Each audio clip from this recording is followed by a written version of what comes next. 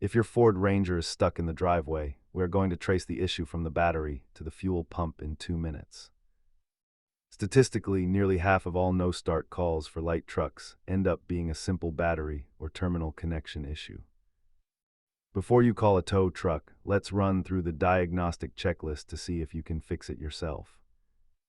Safety first, so set your parking brake and check for loose battery terminals or a silent fuel pump hum. Electrical gremlins like a blown mega fuse or a bad neutral safety switch can prevent the starter from even engaging. If it cranks but won't fire, check the inertia switch in the passenger footwell to ensure the fuel hasn't been cut off.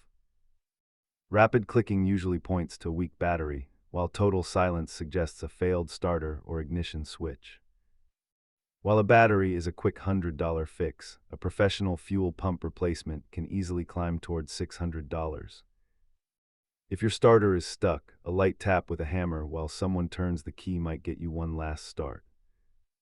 Keep a multimeter and a portable jump starter in your Ranger to avoid being stranded by a weak cell.